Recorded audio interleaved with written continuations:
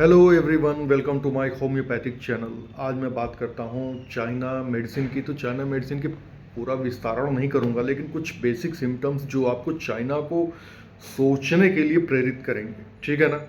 तो चाइना का जो मरीज होता है एकदम दुबला पतला, आंखें अंदर धंसी हुई रहती, चेहरा पीला पड़ जाएगा, जैसे लगेगा कि कितना बीमार है ये।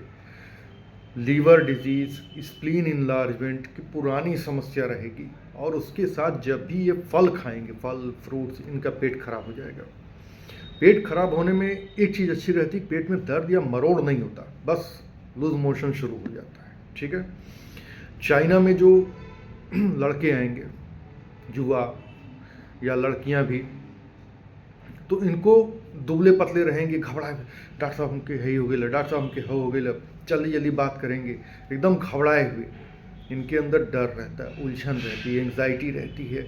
मास्टरबेशन बहुत करते हैं ये, ख़ास तौर से जो लोग अभी शुरुआत किए हैं, 6 महीना हुआ, साल महीना हुआ, और मास्टरबेशन की हैबिट है, उसके साथ डिप्रेशन है, एंग्जाइटी है, मरने का मन हो रहा है, लेकिन मरने से डर भी लगता है। मरते नहीं, जान नहीं लेते, अपनी सुसाइड नहीं करते, कमरे में पड़े रहेंगे, बाहर नहीं निकलेंगे, किसी से बात करने में इनको डर लगेगा। हमेशा एंग्जाइटी के लोग समझ जाएंगे कि मैं मास्टरबेशन करता हूँ, हाथ से अपने वीर्य को गिराता हूँ।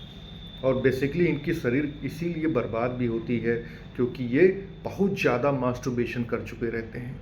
औरतों में, जैसे जो औरतें अपने बच्चों को, या दो दो बच्चे हो गए, जुड़वा बच्चे हो गए, दूध पिला रही हैं, अब शरीर कमज़ोर हो गई,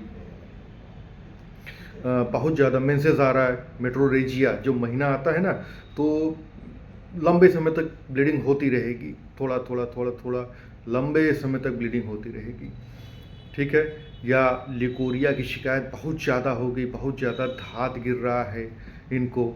तो ऐसे शरीर से स्राव होते हैं, डिस्चार्ज होते हैं, बॉडी डिस्चार्ज इतने प्रोफ्यूज होते हैं कि ये एकदम कमज़ोर हो जाएंगे, ऐसे लीन थीन, कमज़ोर, गुस्सा, चिड़चिड़ापन, रोना, घबराहट, उलझन, बेचैनी, ये सारी चीज़ें। इसके साथ और प्लस पॉइंट क्या है, एक कॉन्कोमिटेंट सिम्टम है अल्टरनेट डे एग्रेवेशन। आज ठीक है, कल फिर बीमार पड़ गया, परसों फिर ठीक हो गया, आज एंग्जाइटी हो रही, कल एकदम खुश है, अरे और क्या हाल है, फिर परसों क्या है, ये है, वो है ना।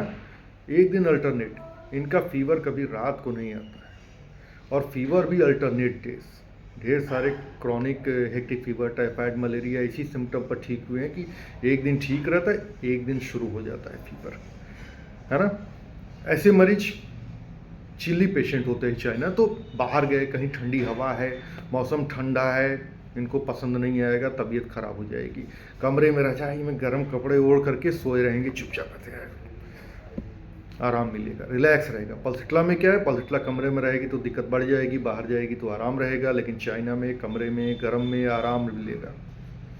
छू दीजिए, सपोज हिपरसल्फ क्या है कि फोड़ा है, थोड़ा सा भी ऐसे टच किया तो दर्द होता है, इसमें भी होता है, चाइना में भी, लेकिन धीरे धीरे शुरू में दर्द होगा, खूब दबा दीजिए तो उसको आराम मिलेगा, खूब ऐसे दबाते रहिए तो आराम मिलेगा, जोर से दबाइए आराम मिलेगा, टच करिए तकलीफ बढ़ जाएगी। कमर में हमेशा भारीपन लगा रहता है, झुकने से, चलने से कमर की दर्द बढ़ जाएगी। कानों में झंझनाहट रहेगी क्योंकि शरीर में जान ही नहीं, इतनी वीकनेस है, खून जा चुका है, तो उस वजह से, कमजोरी की वजह से कानों में ऐसे ऐसे जैसे हमेशा झंझनाहट घूमती रहेगी।